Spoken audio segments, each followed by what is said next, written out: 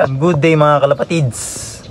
So pag uwi natin dito sa loft sa breederan, may ibon, breeder age.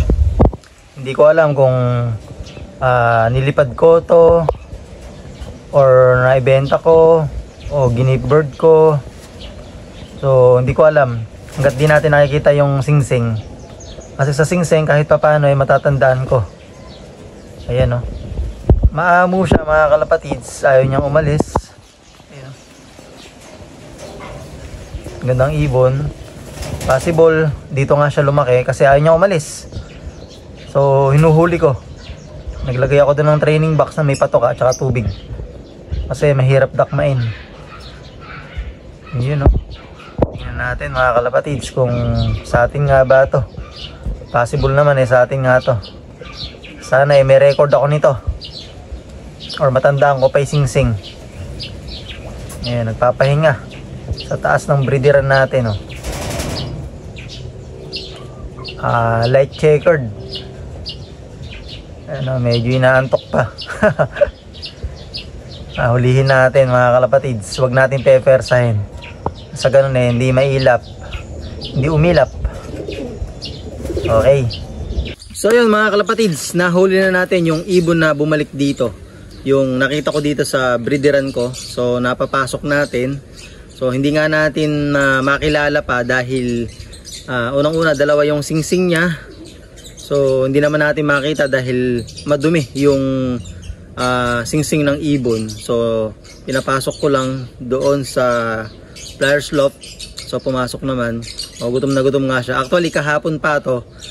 Hindi ko siya nahuli kahapon dahil medyo mailap-ilap. And then kinabukasan, andyan pa rin siya. Hindi siya umalis. Kaya naisipan kong papasukin na dun sa loob. Buti napapasok na natin. So kunin natin yung ibon. Tingnan natin mga kalapatids yung singsing kung maalala ko pa. Kung nakaklabring ba to.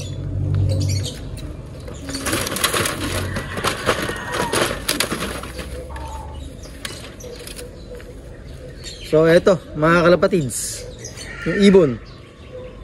Yung pakpak niya is parang katutubo lang dahil maigsi na malalapad. Ayan. Ayan o. So namumulbos din. Possible cock mga kalapatids dahil malaki siya.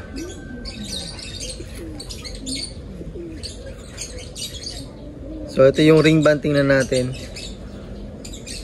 So yung kabila niyang ring band mga kalapatids is CHN. Ayan. Naalala ko may CHN akong ring band.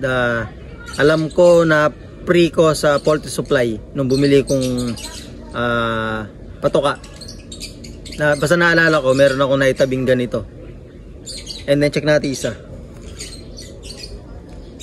So itong isang mga kalapatids is ARPU 2021.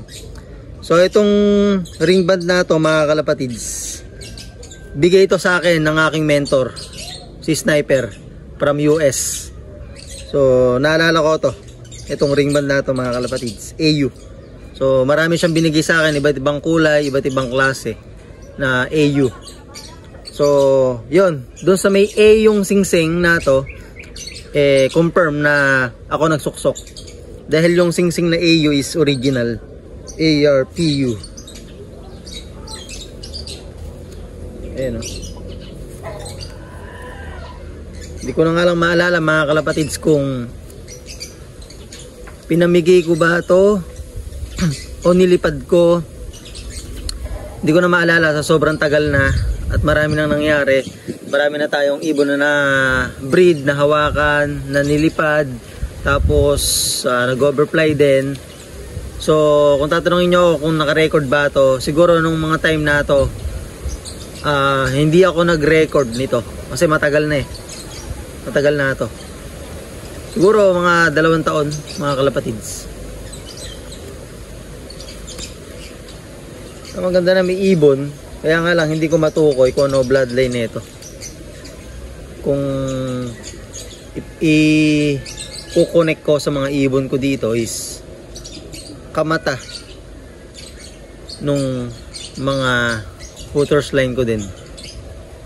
Pero hindi ako sure pero hindi na lalayo doon, hooters line tsaka sa mga kay Lap Champion doon, mga kamata niya. Ay mga kalapatid, so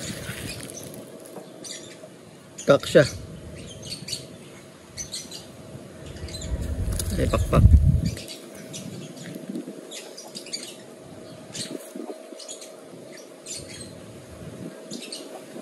Okay, naalagaan naman to.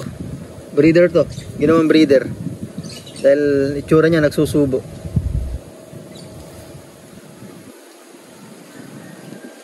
Huli natin kasi biruin nyo sa maghapon na yon, hindi siya umalis, then kinabukasan andyan pa rin siya. Talagang dito siya lumaki, kumbaga na viewing siya dito. Ay, lalapad ng pakpak ko. Yun nga lang, pero check ko pa rin mga kalapatids yung logbook ko kung nai-record ko to. Kasi di ako sure Pero dito sa ring band, kilala ko. Dahil maraming binigay sa akin mentor kung singsing. Yung mga singsing yung nabili dun sa US na hindi niya naisuksok or mga namatay na ibon niya. So iniipon niya yung singsing. Then nung nagpa-ship siya dito sa Pilipinas, pinadala niya akong singsing. So madami, naisuksok natin sa mga breeder natin. And then sa iba pang mga nagpasuksok nga rin noon. Ito yung AU ARPU. Okay. So ayun mga kalapatids, pinaliguan ko na. Sa ganun malinis. Then nagpainom na ako ng pang-flashing kanina. Nandire-diretso yan kondisyon, tapos pupurgahin natin. May isipan nating ilaro kasi batcher naman dito. Ilalaro ko asa old bird. So ayan mga kalapatids, nilagay na natin yung mga hen ng maaga. Ngayon pa lang kailangan nating magkayak para sa nalalapit na piplap. Ayan ayan, nilagay natin hen yan. Tapos yung mga kasama nila dito nilipat ko doon sa kabila kasi baka doon pumaris Ayun yan yung dalawang live natin.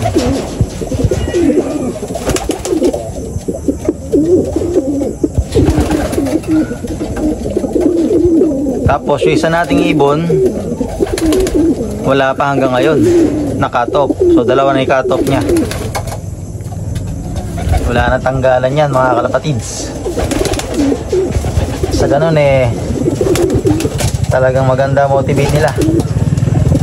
Pakakastain na natin yan.